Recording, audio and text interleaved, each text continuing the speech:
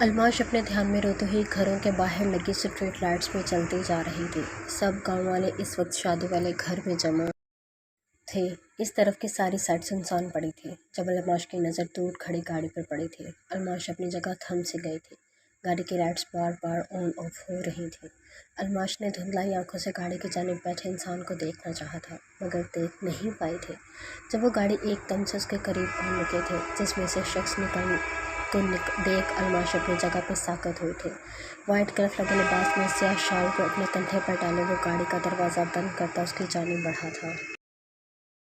अलमाश जहाँ थी वहीं खड़ी रह गई थी। उसके वजूद में ज़रा सी जंबिश भी नहीं हुई थी। रात के इस पहर इस हुले में क्या कर रही हो यहाँ पर? सर्द पथरीले लहजे में इस्तफार किया गया था।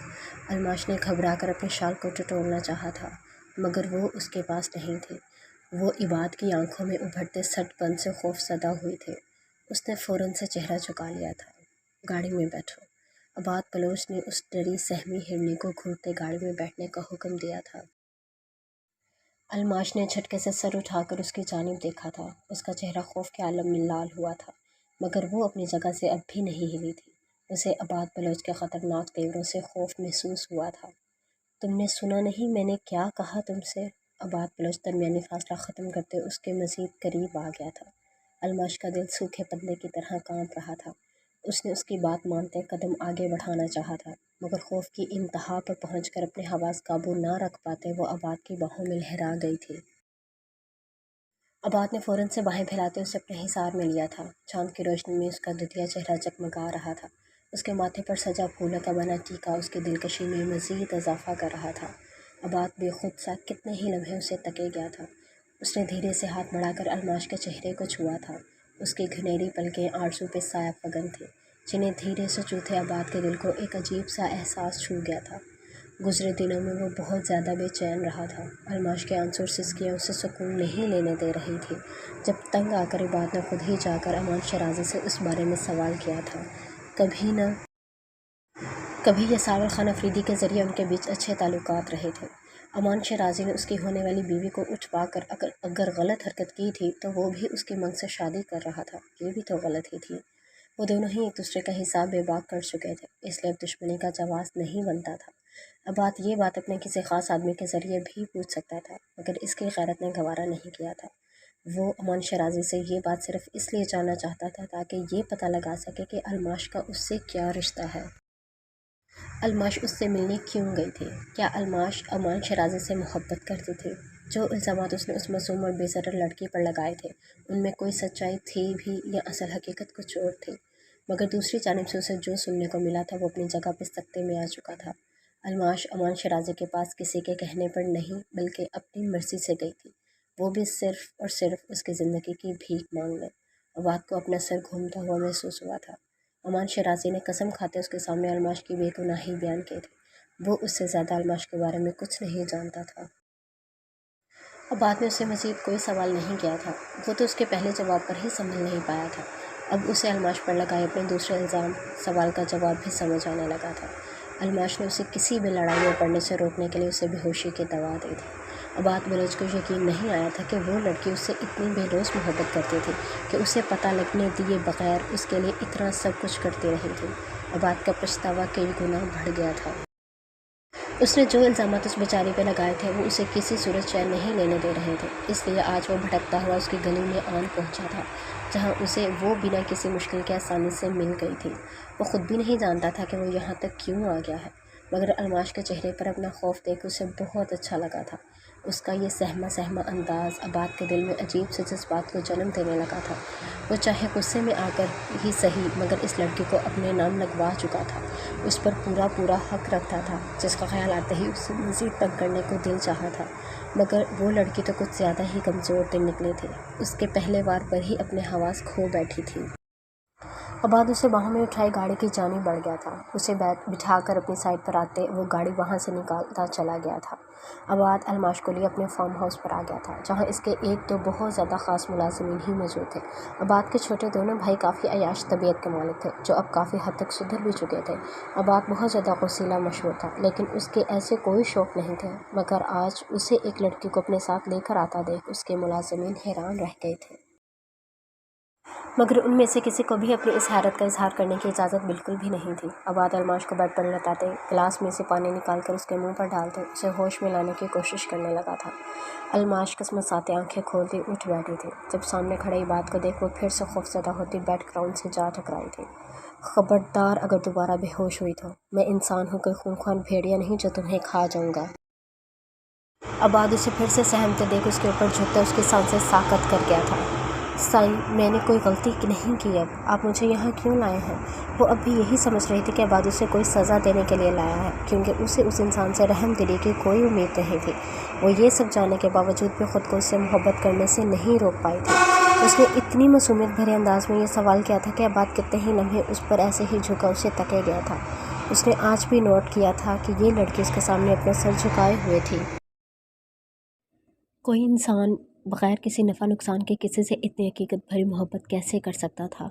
अबाद बलोच ना चाहते हुए भी उस लड़की के इस इश्क पर कुर्बान हो रहा था, जिसने एक बार भी उस पर नहीं जताया था कि वो उससे मोहब्बत करती है या उसकी ज़िंदगी और सलामती की खातिर उसके दुश्मनों के आगे हाथ फैलाती फिर रही है। अबाद ने उसके चेहरे से टकराती लट को उंगली से हटाते कान के पीछे अटसा था।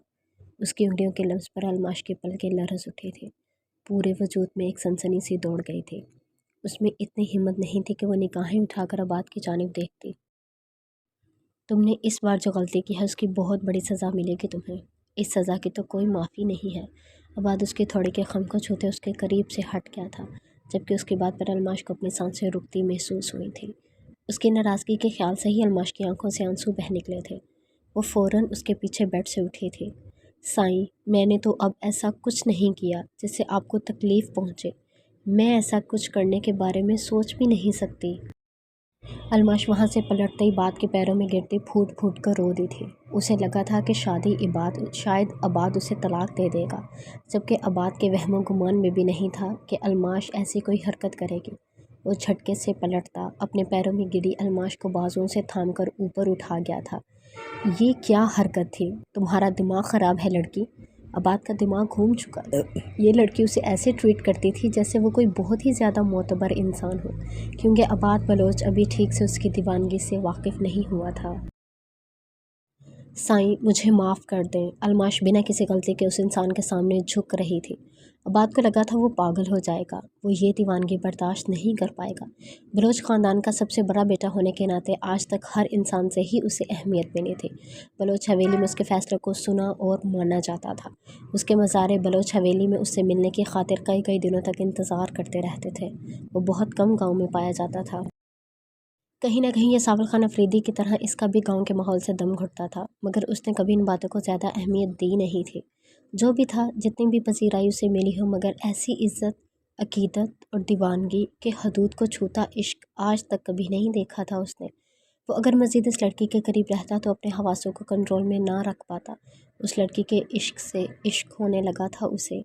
वो आम सी लड़की एकदम बहुत ख़ास लगने लगी थी उसे। साईं, अबाद वहाँ से पलटने लगा था जब अलमाश ने घबरा कर उसे पुकारा था। ये पुकार इतनी दिल फरेब थी कि अबाद बलोच अपने दिल को डूबने से नहीं बचा पाया था।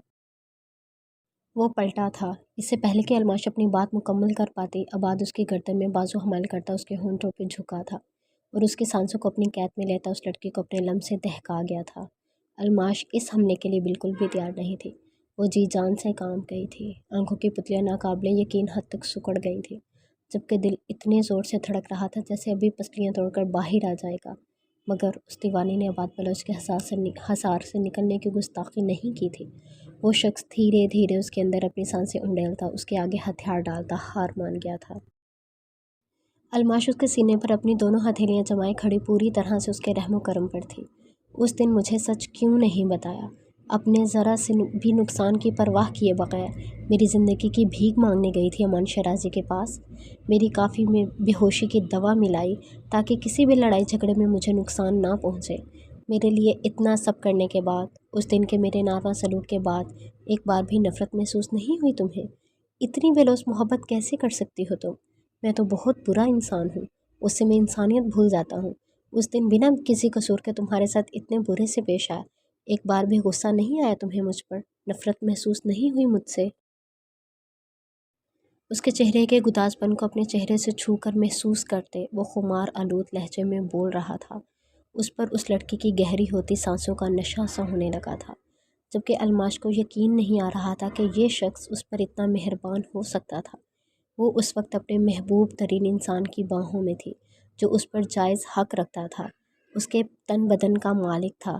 अलमाश को ये सब कोई हसीन ख्वाब महसूस हो रहा था, जो वो हर रात जागती आंखों से देखती आई थी। अबाद बलोच आज तक जाने अनजाने में उसके हर ख्वाब को पूरा करता आया था। फिर भला वो उस शख्स से कैसे ना इश्क करती, वो दूसरों के लिए जालिम, कुसीला और न जाने जो कुछ भी था, मगर उसके लिए उसका अबाद बलोच था, जो चाहे जाने और ऐसी ही मोहब्बत का हकदार था। वो जिस एहतियात और तवज्जो से उसे छू रहा था, अलमाश को अपना दिल मज़ीद उसका असीर होता महसूस हुआ था। मैं मर सकती हूँ, मगर आप पर गुस्सा करने या बुरा कहने की गुस्ताखी नहीं कर सकती, ना मेरी इतनी हैसियत है। अलमाश अपनी धड़कनों को एतदाल पर लाती बमुश्किल बोल पाई थी। उसकी बात का जवाब ना देना भी अलमाश के लिए गुस्ताखी के ज़मरे में आता था।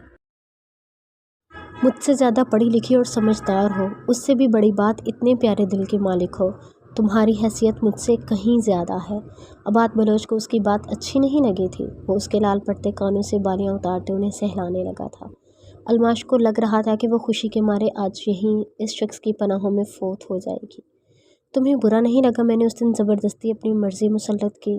अबाद बलोच ने उसे बोलने पर उकसाया था, जबकि उसकी गर्म झुलसाती सांसें अलमाश के ओसान ख़ता कर गई थी। उसकी बात पर अलमाश के गुदास होंठों पे एक दिलफरेब मुस्कुराहट खिल गई थी। वो आपकी की जाने वाली ज़बरदस्ती नहीं थी साईं, मेरी उन दुआओं की कबूलियत थी जिन्हें मैंने रातों को उठ उठ कर अपने रब के हुजूर सजदा रेज़ होते मांगा था। बेइख्तियार अलमाश अपने होंठों से अपनी मोहब्बत का इजहार कर बैठी थी। उसने फ़ौरन अपनी ज़बान को दांतों तले दबाया था। उसकी इस हरकत पर अबाद के होंठों पे मुस्कुराहट बिखर गई थी। अगर मैंने तुम्हें ना अपनाया और दूसरी शादी करके किसी और के साथ अपना घर बसा लिया, तो क्या करोगी तुम? अबाद ने उसका टीका हटाते उसकी चुटिया को अपनी गिरफ्त में लेते उसके दिल को अपने बेरहम जुमले से मसल दिया था। अलमाश की आंखों से आंसू टूटकर गाल पर गिरे थे, मगर अपनी इस अजियत को छुपाते उसने बमुश्किल मुस्कुराहट सजाई थी। आपको हमेशा खुश रहने की दुआ दूंगी और दिल से चाहूँगी कि आप हमेशा अपनी मनपसंद जीवन साथी के साथ खुश रहें। वो अपनी अजियत छुपाते रोते हुए उसकी खुशी का तसव्वुर करते हंसती थी। अबाद उसके चेहरे पर बिखरे इस कोसो कज़ा के रंगों में खो सा गया था। अपने दिल पर से हर इख्तियार खोते वो झुका था और अलमाश के चेहरे पर बिखरे तमाम रंगों को अपने होंठों से चुनता चला गया था। अलमाश उसके इस शिद्दत भरे अंदाज पर पूरी तरह से लरज़ उठी थी। उसकी बोझल सांसें बात बलोच को मदहोश कर रही थी। वो जितना खुद को समेटने की कोशिश कर रही थी, अब बात बलोच उसे उतना भी घेरता जा रहा था। मगर आखिरकार अपने दिल के आगे हार तस्लीम करते वो इस नाजुक तशीज़ा को अपनी मेहरबान गिरफ्त में समेट गया था। इसावल की आज तमाम कंपनीज़ के चेयरपर्सन के साथ बहुत अहम मीटिंग थी, जिसमें इंटरनेशनल मार्केट से बहुत अहम क्लाइंट्स आने वाले थे। इस साल अब तक जितने भी प्रोजेक्ट आ चुके थे, इन सब पर और बाकी के प्रोजेक्ट के हवाले से बहुत अहम फैसले होने वाले थे। इंटरनेशनल मार्केट का रूल था कि वो चंद महीनों बाद अपने दिए प्रोजेक्ट का मुआयना करते थे, और अगर उन्हीं कंपनीज का काम पसंद नहीं आता था तो वो लोग उसका कॉन्ट्रैक्ट को उस कंपनी से छीनकर किसी दूसरी कंपनी को सौंप देते थे। ये तमाम रूल उन्होंने तमाम कंपनीज को पहले से ही बता रखे थे, जिसकी वजह से कोई भी इस बात से एतराज़ उठाने की पोजीशन में नहीं रहता था और अपनी ही कोताही की वजह से अपनी कंपनी का नुकसान करवा बैठती थी। यासावल खान अफरीदी की गैर मौजूदगी में तमाम कंपनीज ने बहुत सारे प्रोजेक्ट्स बटोरे थे, मगर आज यासावल की मीटिंग में शामिल होने का सुनकर उन सब की ही रंगत उड़े हुए थी। यासावल खान अफरीदी इस वक्त ब्लैक 3-piece सूट में मलबूस अपनी सहरंगेज शख्सियत के साथ माहौल पर छाया हुआ मालूम हो रहा था। मिराल ने आज डार्क पर्पल कलर का शॉर्ट फ्रॉक पहन रखा था, जिसका दुपट्टा सलीके से ओढ़े वो क्यूट सी बारबी डॉल लग रही थी। कंपनी की मैनेजर होने के नाते वो आज बहुत ज़्यादा मसरूफ़ थी। 10 बजे मीटिंग शुरू होनी थी, जबकि अभी 8:30 बज रहे थे। मिराल का ऑफिस यासावल के ऑफिस के बिल्कुल साथ था, जिसके ग्लास वाल से यासावल ने पर्दे हटा रखे थे और काफ़ी देर से अपनी कुर्सी मोड़कर उसकी पुश्त से सर टिकाए बैठा वो उसे ही तकी जा रहा था और मुसलसल यही सोच रहा था कि रात को जितनी पुरसकून नींद वो सोया था, आज तक उससे पहले कभी सोया नहीं था। उसके दिल ने फ़ौरन जवाब दिया था। उसे अपनी जानिब देखता पाकर मिराल बुरी तरह कंफ्यूज हो रही थी। कई बार काम करते उसके हाथ से पेन छूटकर गिरा था। बार बार चेहरे पर आईलिडों को कान के पीछे अड़सते वो घबराहट का शिकार हो रही थी। यासावल इतने दूर से ही उसकी हाथों की लर्जिश वाज़ेह तौर पर नोट कर पा रहा था। وہ سامنے رکھے سگریٹ اور لائٹر کو اٹھاتا گلاس وال کے بہت قریب آن کھڑا ہوا تھا۔ میرال کی کرسی اس گلاس وال کے بالکل ساتھ رکھی گئی تھی۔ اسے اپنے سر پر کھڑا دیکھ میرال سے اس کا سارا کام الٹا ہونے لگا تھا۔ جب آخر کار تنگ آ کر اس نے فائل بند کرتے بیچارگی سے یہ ساول کی جانب دیکھا تھا جو بہت ہی پرشوق نگاہوں سے اسے ہی گھور رہا تھا۔ میرال نے موبائل اٹھا کر اسے کال ملائی تھی۔ سر 1 گھنٹے بعد میٹنگ ہے اور میں کوئی کام نہیں کر پا رہی۔ میرال دان پیستے اسے اس کی شکایت کر رہی تھی۔ آپ میرے آفس میں آ جائیں، میں آپ کا کام آسان کر دیتا ہوں۔ سگریٹ کا کش لیتے اس نے سارا دھواں میرال کے چہرے کی جانب اچھالا تھا۔ اس کے جواب پر میرال نے کال ہی کاٹ دی تھی۔ کل رات کے بعد سے اسے یہ ساول کا انداز بہت بدلا سا لگا تھا۔ اس وقت بھی وہ اس کے پاس جانے کے خیال سے ہی اپنی بے قابو ہوتی دھڑکنوں کو سنبھال کر رہ گئی تھی، مگر اچانک اس کی نظر وہاں آتی فائقہ پر پڑی تھی جو ابھی فاصلے پر تھی، مگر اس کا رخ یہ ساول کے آفس کی جانب ہی تھا۔ ٹائٹ سی اسکرٹ میں اپنے اسٹریٹ بالوں کو انگلی پر لپیٹتی، ہونٹوں پر ریڈ لپسٹک سجائے وہ اس وقت جس خطرناک حلیے میں تھی وہ کسی بھی مرد کو اپنی جانب متوجہ کر سکتی تھی۔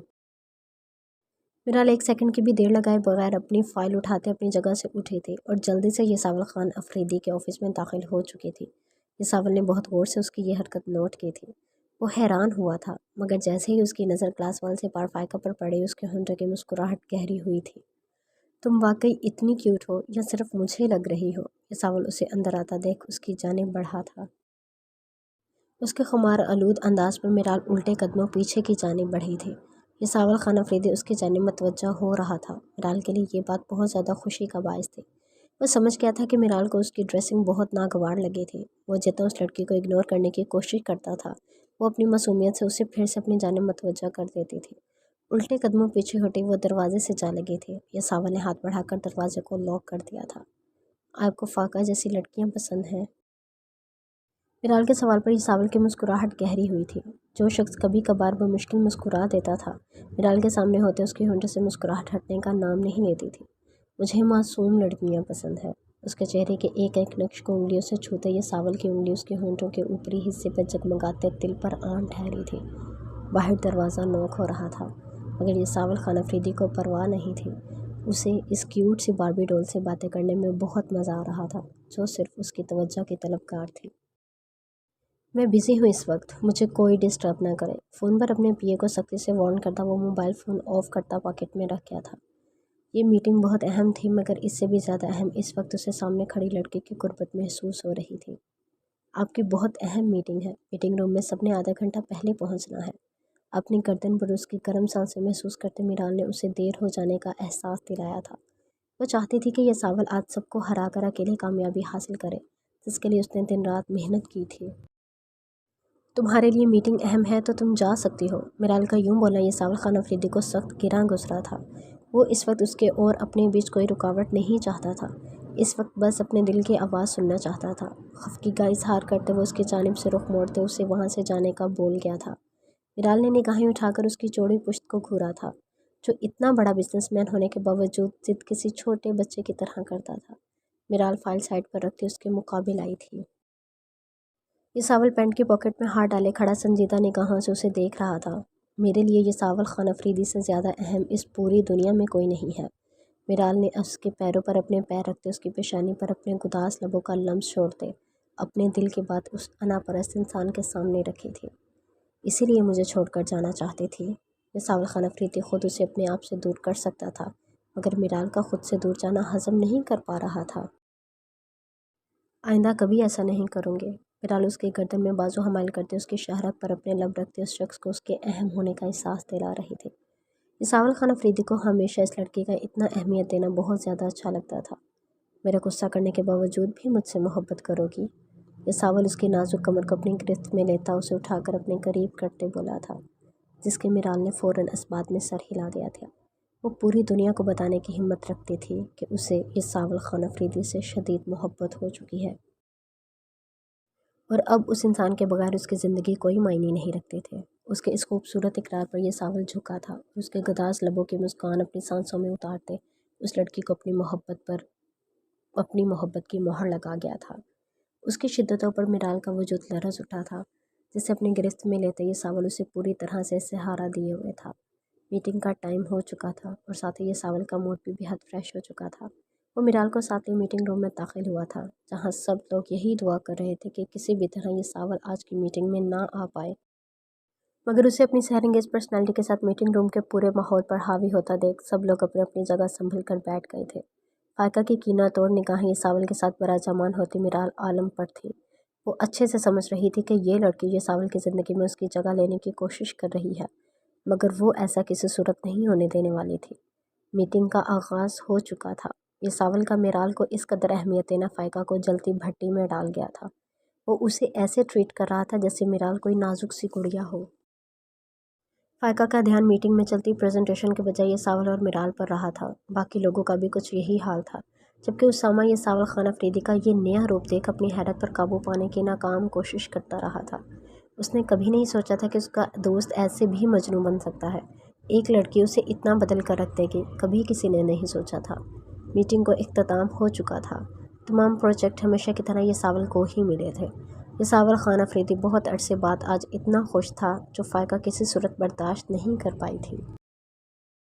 ایک منٹ یہ ساول خان افریدی، اتنی بھی کیا جلدی ہے جانے کی؟ مجھ سے مبارکباد تو لیتے جاؤ۔ جیسے ہی سب لوگ میٹنگ روم سے اٹھنے لگے تھے، فائقہ زہر خند لہجے میں بولتی اپنی جگہ سے اٹھی تھی۔ یہ ساول سمیت سب نے ہی اس کے انداز پر اپنی جگہ رک کر اس کی جانب دیکھا تھا۔ آج ہماری میٹنگ روم میں اتنا اہم انسان شامل تھا اور ہم نے اسے ویلکم ہی نہیں کیا۔ فائقہ بات کرتے میرال کے سامنے جا کھڑی ہوئی تھی۔ کیا بکواس کر رہی ہو تم؟ یہ ساول میرال کے گرد اپنا بازو پھیلا کر اسے اپنے حصار میں لیتے فائقہ کے سامنے آیا تھا۔ تم کب سے ایسے شوق پالنے لگے یہ ساول خان افریدی کہ اپنا دل بہلانے کے لیے ایک طوائف کو ہی اٹھا کر اپنے گھر اور آفس میں لے آئے تاکہ گھر میں تمہارا دل بہلا سکے اور آفس میں تمہارے کلائنٹس کا؟ فائقہ کے باقی الفاظ اس کے منہ میں ہی رہ گئے تھے جب یہ ساول خان افریدی کا پڑنے والا زناٹے دار تھپڑ فائقہ کا منہ دوسری جانب موڑ گیا تھا۔ تمہاری ہمت بھی کیسے ہوئی میری بیوی کے بارے میں ایسی بیہودہ بکواس کرنے کی؟ یہ ساول رکا نہیں تھا، اس لڑکی کو جان سے مارنے کے لیے آگے بڑھا تھا جس نے اتنے سارے لوگوں کے سامنے اس کی بیوی کو رسوا کرنا چاہا تھا، مگر اس سے پہلے کہ وہ دوبارہ فائقہ پر ہاتھ اٹھاتا اسامہ اور آفتاب نے آگے آتے اسے تھام لیا تھا، جبکہ یہ ساول کے منہ سے نکلتے بیوی لفظ پر فائقہ سمیت وہاں موجود تمام افراد ساکت رہ گئے تھے۔ میرال عالم یہ ساول خان افریدی کی بیوی ہے، جو ایک شریف اور باکردار لڑکی ہے۔ اگر آئندہ کسی نے میری بیوی کے بارے میں ایسی بکواس کرنے کی کوشش کی تو چمڑی ادھیڑ کر رکھ دوں گا۔ یہ ساول خان افریدی چند لمحوں کے اندر میرال عالم کو فرش سے اٹھا کر عرش پر بٹھا گیا تھا۔ فائقہ اتنے لوگوں کے سامنے اپنی بے عزتی پر دوبارہ سر نہیں اٹھا پائی تھی۔ اس کے لیے یہ دھچکا ہی کافی تھا کہ یہ ساول خان افریدی کسی اور لڑکی کو اپنی زندگی کے اتنے اہم رتبے پر فائز کر چکا تھا۔ یہ ساول اتنے سارے لوگوں کے بیچ میرال کا ہاتھ تھامے وہاں سے نکلتا چلا گیا تھا، جبکہ میرال نے بہت سی رشک بھری نگاہوں کو اپنی جانب اٹھتے محسوس کیا تھا۔ اس کے ہونٹوں پر دل فریب مسکان بکھری ہوئی تھی۔ اسے اس لمحے یہ ساول پر ٹوٹ کر پیار آیا تھا، مگر وہ یہاں سے سامنے پیار کا اظہار نہیں کر سکتی تھی۔ یہ ساول آفس میں آتے اپنا کوٹ اتار کر دور اچھال گیا تھا۔ میرال نے کن اکھیوں سے اس کی جانب دیکھا تھا جو اب ٹائی اتار رہا تھا۔ میرال نے گلاس میں پانی اڈیلتے اس کی جانب بڑھایا تھا۔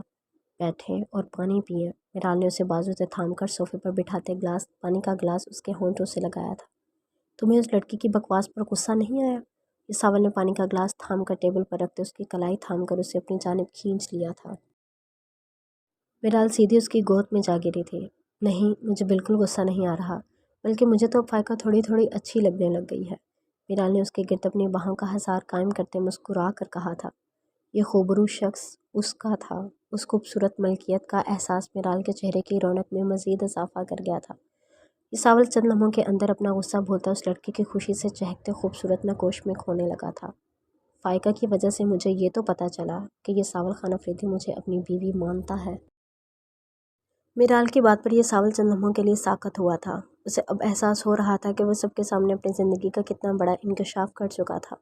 ابھی کچھ ہی دیر میں ہر جانب یہ خبر پھیلنے والی تھی۔ اس کی زندگی میں ایک نیا طوفان مچنے والا تھا۔ یہ ساول میرال کی گردن میں بازو حمل کرتا اسے اپنے اوپر جھکا کر اس کی گرم سانسوں کو اپنی سانسوں میں الجھاتا وہ اپنے دل و دماغ کو لمحے بھر کے لیے سکون بخش گیا تھا۔ اس کی زندگی میں آیا ایک لمحہ اس بات کا ادراک کروا گیا تھا کہ میرال عالم اس کے لیے کتنی ضروری تھی۔ وہ اسے خود سے دور کرنا تو بہت دور کی بات، اس پر کسی کو انگلی اٹھاتے بھی برداشت نہیں کر سکتا تھا۔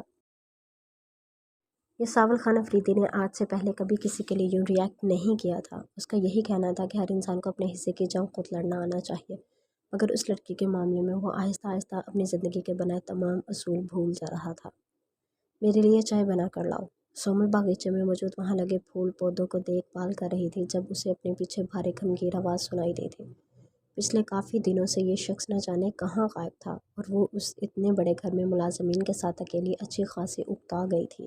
امان شیرازی سے اس کے اچھے تعلقات تو نہیں تھے، مگر اس کے ہوتے ہوئے وہ اس سے لڑ کر ہی صحیح اپنی بوریت تو ختم کر ہی لیتی تھی۔ میں تمہاری ملازمہ نہیں ہوں، جا کر ملازمین سے کہو۔ سومل کو حویلی میں رہتے پانی گرم کرنا بھی نہیں آتا تھا، مگر یہ مصروف اس کے ہاتھ کی چائے پینا ہی پسند کرتے تھے، جس کی وجہ سے اس کی دھمکیوں سے گھبرا کر ناچار سومل کو چائے بنانا سیکھنی پڑی تھی۔ ملازمہ کو نہیں، بیوی کو کہہ رہا ہوں۔ پیچھے سے اس کے گرد بازو حمال کرتے وہ اسے اپنے ہزار میں قید کرتا اس کے کندھے پر اپنا چہرہ ٹکا گیا تھا۔ سومل اس کے ہاتھوں کا لمس اپنے پیٹ پر محسوس کرتی لرز اٹھی تھی، جبکہ کندھے اور گردن پر محسوس ہوتی اس کی گرم سانسیں الگ حشر برپا کر رہی تھیں۔ میں تمہاری بیوی نہیں ہوں۔ سومل کو اس کے اتنے دن غائب رہنے کا غصہ تھا، اور اس وقت اس شخص کی لاپرواہی دیکھ وہ غصہ مزید بڑھ گیا تھا۔ مجھے تم بہت نخرے دکھاتی ہو سومل خان افریدی۔ امان شیرازی کو یہ سب نہیں پسند۔ امان نے اس کے کان کیلوں کو اپنی ہونٹوں کی گرفت میں لیتے سومل کی چیخیں نکال دی تھیں۔ سومل خان افریدی کو پورے کا پورا امان شیرازی نہیں پسند۔ وہ کیا کرے، کیسے پیچھا چھڑائے اس شخص سے؟ سومل اس کی بات پر تپ کر بولی تھی، جس کا جواب میں امان اپنا کہہ کر نہیں روک پایا تھا۔ میری چائے کی طلب اب ختم ہو گئی ہے۔ تمہاری یہ قربت میری ہر طلب ختم کر دیتی ہے۔ جاؤ، جا کر تیار ہو جاؤ، ہمیں کہیں جانا ہے آج۔ امان نے اسے اپنے ہزار سے آزاد کرتے اس کے گالوں کو ڈمپلز کو ہونٹوں سے چھوتے اس کا چہرہ مزید لال کر دیا تھا۔ کہاں؟ سومل نے حیرانی بھری نگاہوں سے اس کی جانب دیکھا تھا۔ وہ اسے اس گھر سے باہر لے جانے کی بات کر رہا تھا۔ تم تیار ہو جاؤ، سب پتہ چل جائے گا۔ بلیک کلر پہننا۔ امان نے اسے وہاں سے جاتے دیکھ پیچھے سے آواز لگائی تھی، جبکہ اس شخص کی فرمائش پر سومل کا دل دھڑک اٹھا تھا، مگر سومل نے سب سے پہلے جا کر اس کے لیے چائے بنائی تھی اور ملازمہ کے ہاتھ وہ چائے اسے بھجوائی تھی۔ پھر روم میں آتے اس نے بلیک کلر کا نہایت ہی خوبصورت ڈریس منتخب کیا تھا۔ وہ اس ڈریس میں بہت زیادہ پیاری لگ رہی تھی۔ یہ بلوچی سٹائل میں بنا بلیک ایمبرائڈری سے لبریز بہت پیارا لباس تھا۔ سومل کی دودھیا گلابی رنگت اس کلر میں مزید غضب ڈھا رہی تھی۔ کانوں میں چھوٹے چھوٹے ٹاپس پہنے، لائٹ لپسٹک اور آنکھوں میں کاجل ڈالے وہ بے پناہ حسین لگ رہی تھی۔ امان اس سے پہلے ہی گاڑی میں جا بیٹھا تھا۔ اس کے گاڑی میں بیٹھتے ہی امان نے گاڑی چلا دی تھی۔ اس نے ایک بار بھی نگاہیں موڑ کر سومل کی جانب نہیں دیکھا تھا، جو بات سومل کو بری طرح کھٹکی تھی۔ وہ اب امان شیرازی کی ایک ایک بات کا نوٹس لینے لگے تھے۔ امان شیرازی نے اسے جو کہا تھا وہ پورا کر دکھایا تھا۔ اپنے رویے سے ہی وہ سومل کو خود سے محبت کرنے پر مجبور کر چکا تھا۔ سومل جس کا موڈ راستے میں بہت سخت آف ہو چکا تھا، آمنہ بیگم کو میزبان کے روم میں دیکھ وہ خوشی سے چہک اٹھی تھی۔ وہ سوچ بھی نہیں سکتی تھی کہ امان اسے آمنہ بیگم کے گھر لے کر آئے گا، مگر حیرت و بے یقینی کے پہاڑ تو اس پر اس وقت ٹوٹے جب اس نے یہ ساول کو وہاں آتے دیکھا تھا۔ یہ ساول امان شیرازی سے بہت اچھے سے ملا تھا، جبکہ سومل اتنا عرصے بعد اپنے بھائی کو اپنے سامنے دیکھا اب دیدہ ہوئی تھی۔ امان شیرازی نے اتنے وقت سے اسے اس کے گھر والوں سے دور کر رکھا تھا، اس لیے اپنے سب سے بڑے بھائی کو اپنے سامنے دیکھ سومل اس کے سینے سے لگتی ارد گرد موجود تمام لوگوں کو فراموش کر گئی تھی۔ اس کے یوں انجان بننے پر امان کے ہونٹوں پہ زخمی مسکراہٹ بکھر گئی تھی۔ وہ کوئی فون آ جانے کا بہانہ کرتا وہاں سے ہٹ گیا تھا۔ پہلے ہی وہ اس کے پسند کے بلیک ڈریس میں ملبوس اپنے دل نشین سراپے کی رعنائیوں کے ساتھ اس کے دل و دماغ پر بجلیاں گرا رہی تھی۔ اب اس مغرور شہزادی کا یوں نظر انداز کر کے وہاں سے ہٹ جانا امان شیرازی کے دل پر چھریاں چلا گیا تھا۔ سومل کے انداز سے اسے جو خوش فہمی ہو رہی تھی کہ وہ سومل کے لیے اہم ہے، وہ ساری اب ختم ہو چکی تھی۔ بھائی آپ میرے اغوا اور نکاح کے بارے میں سب جانتے تھے؟ سومل نے حیرت زدہ سا ہوتے یہ ساول سے پوچھا تھا۔ ہاں، میں نہ صرف سب جانتا ہوں بلکہ تمہارے نکاح میں بھی شریک تھا۔ اس وقت سچویشن ایسی تھی کہ تم سے مل نہیں پایا۔ یہ ساول کی بات پر سومل نے بے یقینی سے اس کی جانب دیکھا تھا۔ امان مجھے تمہارے لیے آباد بلوچ سے کہیں زیادہ بہتر انتخاب لگا ہے۔ آباد بلوچ وہاں کی روایات میں جھگڑا ایک روایتی مرد ہے، اور سب سے بڑی بات وہ تم سے محبت نہیں کرتا، نہ تمہاری قدر جانتا ہے، جبکہ دوسری جانب امان شیرازی تمہیں حاصل کرنے کے لیے اپنی جان ہتھیلی پر لیے پھر رہا تھا۔ ساول کی بات پر سومل نے نفی میں سر ہلایا تھا، جیسے بتانا چاہ رہی ہو کہ امان شیرازی اس سے محبت نہیں کرتا، مگر یہ ساول اس کے بولے بغیر ہی سمجھ گیا تھا کہ وہ کیا کہنا چاہتی ہے۔ امان کو بچپن سے جانتا ہوں میں، اس کی زندگی کے صرف دو ہی مقصد تھے، ایک اپنی منگ کو اپنی شریک حیات بنا کر اپنی زندگی میں شامل کرنا، اور दूसरा, अपने गांव में खुशहाली लाकर उस जागीरदारी निज़ाम का खात्मा करना जो सिर्फ लोगों का खून पीने के लिए बैठे हैं, जिनमें हमारे अपने बाबा साईं भी शामिल हैं। मैं उस हवेली से दूर इसी वजह से हूँ। मुझे वहाँ के रवायात नहीं पसंद और अमान भी बिल्कुल मेरे जैसा है। तुम्हें हवेली वालों ने यही बताया होगा कि अमान शराजी सिर्फ जायदाद हथियाने के खातिर तुम्हें अगवा करने की धमकियाँ दे रहा है। वो एक लालची और दरिंदा सिर्फ इंसान है जिससे लोगों को नुकसान पहुंचाना जानता है, मगर ऐसा कभी नहीं है। ये सब झूठ था जो वक्तन फ़क्तन तुम्हें पता चलता रहा है। अमान शराजी ब्रेडफोर्ड यूनिवर्सिटी का गोल्ड मेडलिस्ट है। उसने अपनी मेहनत और लगन से इतनी कामयाबी हासिल कर ली है कि उसे गांव की ज़मीन तो क्या वहाँ का एक ज़र्रा भी नहीं चाहिए। तुम कभी गांव के गरीब लोगों के बीच गई नहीं ना, जो सिर्फ पर वक्त इलाज ना मिलने की वजह से अपनी ज़िंदगी की बाजी हार जाते हैं। वहाँ की छोटी छोटी लड़कियां तालीम हासिल करने की ख्वाहिश लिए चंद साल बाद अपने माँ बाप का बोझ कम करने के खातिर उनके मुंतखब करदा लड़के से शादी करके कम उम्र में ही ब्याह दी जाती हैं। वहाँ वडेरों के औबाश बेटों की बुरी निगाहों से अपनी इज्जत बचाने के खातिर कई लड़कियां खुदकुशी करके अपनी ज़िंदगी ख़त्म कर देती हैं। अमान शराजी का सिर्फ यही कसूर है कि अपने बाबा के नक्शे कदम पर चलते वो भी गाँव वालों को इस जुल्मत के शब निकाह रोशन सवेरे की जानिब लाना चाहता है, जिसकी वजह से तमाम कबीले के तमाम बड़े लोग उसके जानी दुश्मन बने बैठे हैं। अमन शराजी को कत्ल करने का 10 लाख रुपए इनाम रखा गया है। सावल धीरे धीरे उसे सारी हकीकत से आगाह कर रहा था, जबकि सोमल को लगा था वो अब सारी ज़िंदगी इस जगह से हिल भी नहीं पाएगी। तुम्हें उसने हवेली से उठाया, ये बहुत ही ज़्यादा गलत हरकत थी, मगर ऐसा करने के लिए भी उसे उन सब लोगों ने मजबूर किया था, क्योंकि अमान ने बहुत ही मुनासिब तरीके से अपने निकाह का पैगाम भिजवाया था, जिसे उन लोगों ने बहुत ही बुरे तरीके से मुस्तरद करते अमान शराजी को कत्ल करने की धमकियां देना शुरू कर दी थी।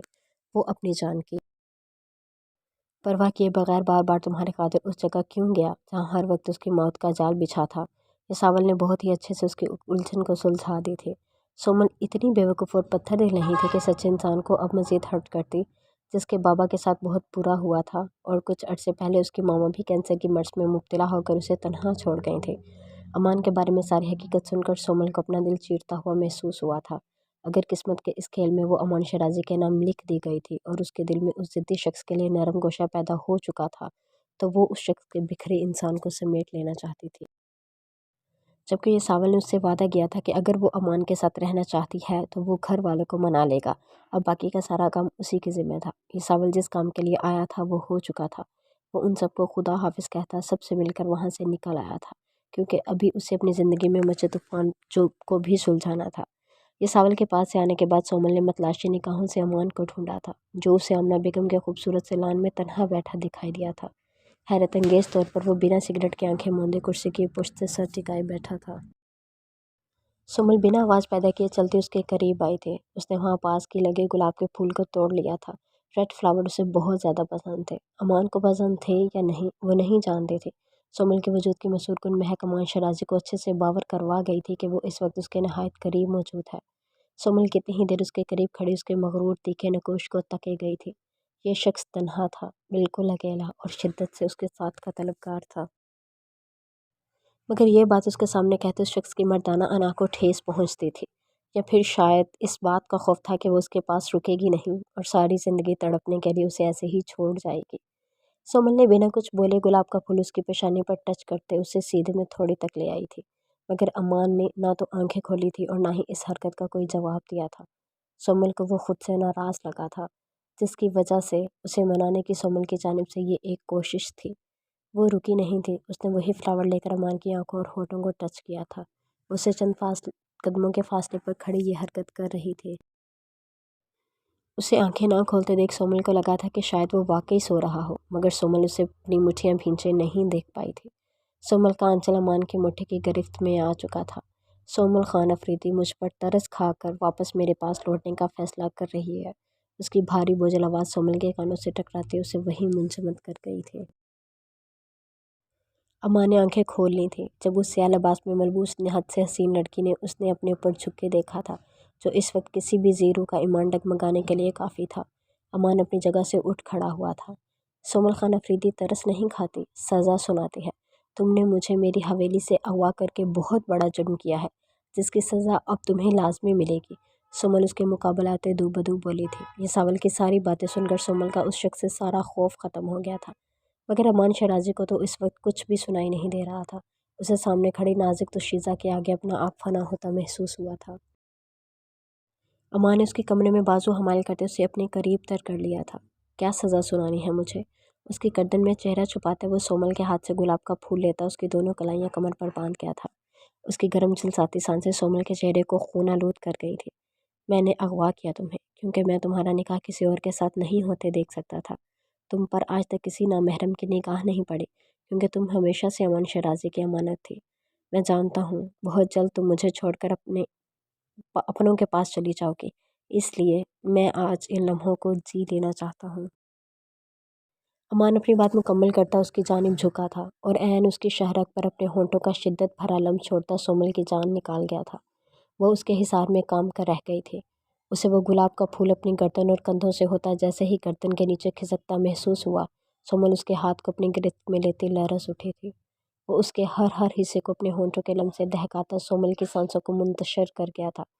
وہ گہرے گہرے سانس لیتی اس کے حصار میں قید اس کے سینے پر سر ٹکائے ہوئے تھی۔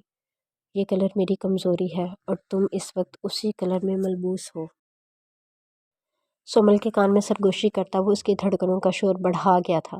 سومل نے اس کی شرٹ کو سختی سے دبوچ رکھا تھا۔ وہ اس کی وارفتگیاں برداشت کرتی شرم سے آدھی ہو رہی تھی، مگر اس نے اس ضدی شخص کی ہر ضد پوری کرتے اسے اس کے کسی عمل سے نہیں روکا تھا۔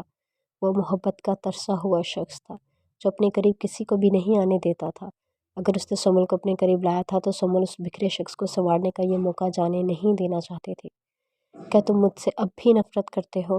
اس کی گردن کے گرد اپنی باہوں کا حصار قائم کرتے سومل نے اس سے پوچھا تھا۔ اس کی نرم گرم گرفت اور گردن پر محسوس ہوتا اس کے ہونٹوں کا گداز لمس امان شیرازی پر بہت بھاری ثابت ہوا تھا۔ سومل کی نازک کمر کے گرد امان کی گرفت مزید مضبوط ہوئی تھی۔ میری محبت برداشت کر پاؤ گی؟ تم جانتی ہو کہ کتنا بڑا جنگلی درندہ ہوں میں؟ امان نے بھی جواباً اس سے سوال کیا تھا۔ اس کی گھنیری سیاہ زلفیں امان کے چہرے سے ٹکراتی امان شیرازی کو مزید بہکا رہی تھی۔ اس کی سنگین دھمکی پر سومل کی دھڑکنیں دوہری ہوئی تھیں۔ میں سومل خان افریدی ہوں جس نے آج تک اپنی مرضی کے بغیر ذرا سا نیل پینٹ بھی نہیں لگایا، جو ایک روایتوں کے جاگیردار گھرانے کی بیٹی ہونے کے باوجود بھی اپنی زندگی اپنی مرضی کے مطابق گزارتی آئی ہے۔ مگر تم میری زندگی میں آنے والے وہ پہلے اور آخری انسان ہو جس نے مجھ پر اپنا فیصلہ تھوپا، مجھے خوف زدہ کرتے مجھے اپنے مطابق ڈھال دیا۔ اب میں بھی تمہیں اپنی مرضی کے مطابق ڈھالنا چاہتی ہوں۔